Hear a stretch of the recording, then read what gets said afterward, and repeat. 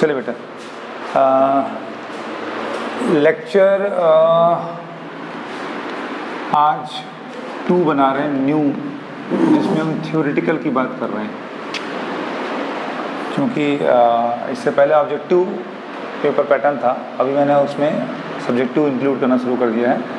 तो लेक्चर 2 है new, subjective के पर्पस से इसको पढ़ाया था मैंने। हम पूरा क्लियर आ रहा है, सब कुछ क्लियर, बोर्ड क्लियर है एकदम, ब्लर तो नहीं कर रहा, स्क्रीन ब्लर तो नहीं, ओके। लास्ट लेक्चर में Ampere's law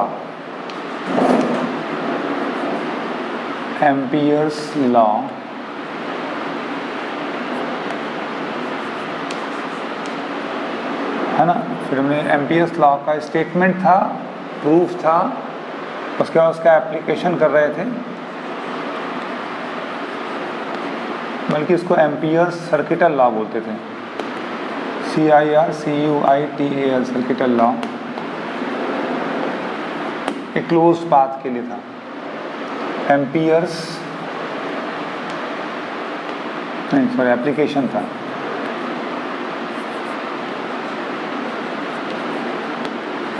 application of Ampere's law में पहला जो पढ़ा हम लोगों ने वो क्या था? Induction due to a straight current carrying conductor, magnetic induction due to a long straight current carrying conductor. ये लास्ट लेक्चर में हो गया था। आज लेक्चर में हम लोग उसी एप्लीकेशन के क्रम में एक सोलेनॉइड के अंदर इंडक्शन की बात करेंगे। हेडिंग है magnetic field inside a long solenoid.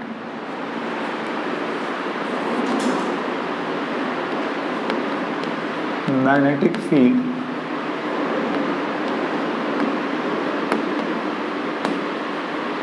inside a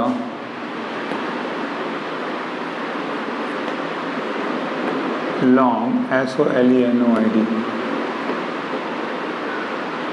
solenoid समझते हैं हम लोग, हिंदी में बोलते हैं परिनालिका।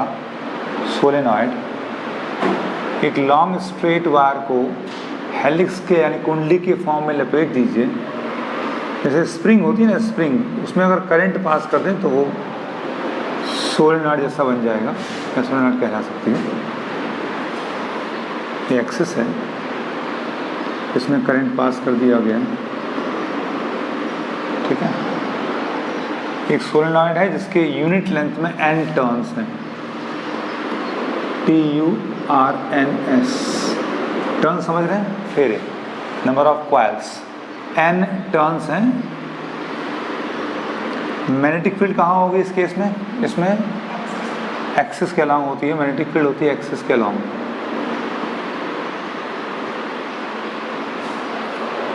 मैंने कहा था कि अंगूठा करंट को शो करता है, अंगूठा अपवर्ड है तो करंट अपवर्ड फ्लो कर रही है, उंगलियां दूरी तय करने के लिए होती हैं, और हथेली मैग्नेटिक फील्ड शो करती है। उससे पहले एक बात छूट रही है, किसी भी करंट कैरिंग कंडक्टर के आसपास जो साइट है वो साइट ऑफ मैग्नेटिक फील्ड है। कितना है इसको मापेंगे बायट-सवर्ट लॉ से। किस डायरेक्शन में है उसका लॉ, हाथ करंट की डायरेक्शन में, उंगलियां खोल दिया दूरी के लिए, हथेली मैग्नेटिक फील्ड के लिए। तो कंडक्टर किसी भी दूरी पर मैग्नेटिक फील्ड हमेशा हाथ रे डायरेक्शन में कैसा होगा? टेंजेंशियल होगा, खोल को। तो करंट दूरी मैग्नेटिक फील्ड हथेली, तो ऐसे लेगा। अगर ये सर्कुलर कॉइल है तो क्या होगा? ये देखिए, हम ये मेरा हाथ का जो मोशन है वो करंट डायरेक्शन शो कर रहा। अंगूठा करंट हो गया, उंगलियां खोल दिया, इस कॉइल का रेडियस हो गया ना, इस कॉइल का रेडियस, अंगूठा करंट, कॉइल ये रेडियस, हथेली मैग्नेटिक फील्ड। तो कॉइल के प्लेन के परपेंडिकुलर इन एक्सिस हुआ, वन एक्सिस की। तो मैग्नेटिक इंडक्शन कहाँ होता है? एक्सिस पर होता है। मैग्नेटिक फील्ड, ऐसा पाया गया कि मैग्नेटिक फील्ड सोलेनॉइड के बाहर ज़ीरो होती है। मैग्नेटिक फील्ड सोलेनॉइड के बाहर ज़ीरो होती है और एक्सिस के अलॉन्ग ही रन करती रहती है, ठीक है। तो अंदर किसी पॉइंट पर कितना इंडक्शन होगा निकालने के लिए हम लोग एक क्लोज लूप मानेंगे, क्योंकि एम्पियर्स लॉ की सहायता से निकालना था। एम्पियर्स लॉ में क्या बताया गया था, एक क्लोज लूप होना चाहिए। अब ये क्लोज लूप कैसे माना गया है, एक क्लोज लूप कैसे माना गया है? ये मेरी उंगलियां दिख रही हैं, कॉइल्स हैं, जो कॉइल्स है ना, ये कॉइल्स हैं, ये लूप, ये है हमारा सोलेनॉइड। तो ऐसा एक्सिस के अलॉन्ग एक लाइन ये जा रही है, नाम दे दो P, Q, R और S। तो एक्सिस के अलॉन्ग ये PQ हो गया, बाहर निकाल लो, QR हो गया, ये RS हो गया और ये SP हो गया। समझ गए? ये कॉइल है, अंदर से एक्सिस के अलॉन्ग ये है और फिर दोनों बाहर आए, इधर से भी बाहर आए, इधर से भी बाहर आए। तो एक ऐसा हमने लूप माना है, समझ गए, चौकोर रेक्टेंगुलर शेप का। क्लियर? तो इस क्लोज लूप के अलॉन्ग मैग्नेटिक इंडक्शन निकालना है। एम्पियर लॉ क्या था, लास्ट में बताया गया था, किसी भी क्लोज लूप के अलॉन्ग मैग्नेटिक इंडक्शन यानी मैग्नेटिक फील्ड का लाइन इंटीग्रल, लंबाई के लिए किया गया इंटीग्रेशन, लाइन इंटीग्रल ऑफ लंबाई के लिए किया गया integration of magnetic induction for a close loop equal to क्या था, mu not times total current enclose by the loop या close curve, total current enclosed by the curve कह सकते हो, CURV, क्लोज कर्व है। समझ गए? तो लूप के बीचों बीच से एक्सिस के अलॉन्ग पास हो रही है लाइन और दोनों बाहर आ रही है और ये बाहर है, ये ऐसे पूरा हो रहा। ठीक, चलो सबसे पहले हम ये साइड निकाल लेते हैं, फिर इस इनपुट कर लेंगे। तो इस क्लोज लूप या close curve PQRS, consider closed curve PQRS को लिखा है। ठीक, तो देयरफॉर लंबाई के लिए इंटीग्रेशन क्या होगा, PQRS क्लोज लूप के अलॉन्ग मैग्नेटिक इंडक्शन का लाइन इंटीग्रल पूरा क्या है, PQR और S। ठीक, जब PQRS लिख दिया है तो जरूरत नहीं पड़ेगी लूप बनाने की हम लोगों को। ठीक है, PQRS लिख दिया तो क्या बनाना चाहोगे तो बना लो, समझने का दिक्कत हो तो, नहीं बना तब भी चलता है, क्योंकि PQRS लिख दिया मैंने, बना लो। तो PQRS, इसको ब्रेक करो चार हिस्से में। ये लूप का फॉर्मेशन चार साइड से हुआ है, PQ से, QR से, RS से, SR से, SP से। पहला कौन सा है, PQ के अलॉन्ग मैग्नेटिक इंडक्शन का लाइन इंटीग्रल। दूसरा कौन सा है, QR के अलॉन्ग मैग्नेटिक इंडक्शन का लाइन इंटीग्रल। तीसरा कौन सा है, RS के अलॉन्ग मैग्नेटिक इंडक्शन का लाइन इंटीग्रल।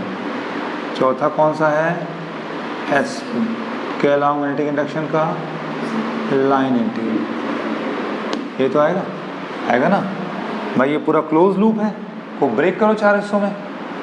तो इसके अलॉन्ग, इसके अलॉन्ग, इसके अलॉन्ग, इसके अलॉन्ग, चारों का सम टोटल आ जाएगा। जरा इस पर देखो, मान लेते हैं late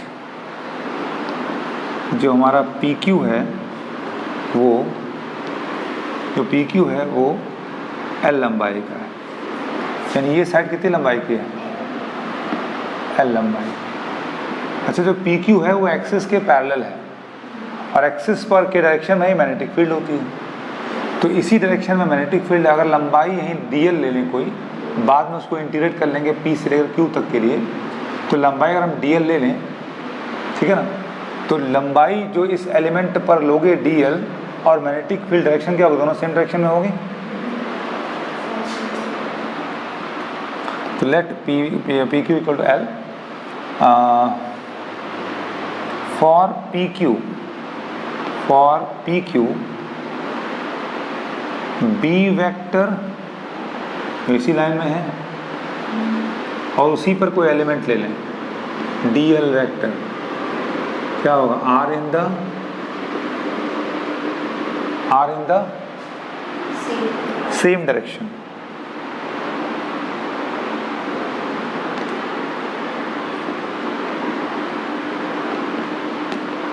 are in the same direction है ना, इसकी लंबाई और इसी पर डी एल दोनों सेम डायरेक्शन में है, are in the same direction. तो दोनों सेम डायरेक्शन में है तो एंगल कितना हो जाएगा? बीच का 0 हो जाएगा। इसी पर कोई एलिमेंट डी एल ले लो, बी भी उसी दोनों सेम डायरेक्शन में, तो हम कह सकते हैं कि पी क्यू के केस में बी डॉट डी एल क्या होगा?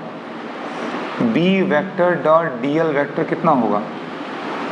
इक्वल टू हो जाएगा integration B D L cos 0 होगा ना, दोनों सेम लाइन में हैं, दोनों सेम लाइन में हैं, बोलो। तो यहाँ क्या आ जाएगा? अच्छा, यहाँ से लेकर यहाँ हर जगह क्या रहेगा? बी सेम रहेगा ना, हर जगह बी सेम है, बहुत बड़ा थोड़ी ना हो, छोटा सा होता है एलिमेंट। तो बी हर जगह सेम है, बी को बाहर कर लो और पूरी लंबाई डी एल कितनी हो जाएगी? पूरी लंबाई डी एल माने एल हो जाएगा। अब कहाँ से कहाँ कवर कर रहे हो? पी क्यू कितना है? एल। तो डी एल अगर पी क्यू पूरा कवर करोगे तो क्या हो जाएगा? एल हो जाएगा। और कॉस 0 माने क्या? 1। समझा कि नहीं आ गया? तो इसका मान हमको मिल गया, इसका और इसका मान देखो इन दोनों का। पी क्यू,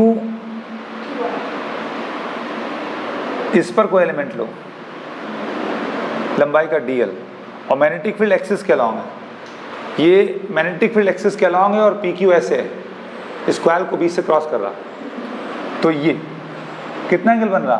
बी और डी एल में कितना एंगल? यहाँ पर एलिमेंट लो, एंगल 90 हो जाएगा।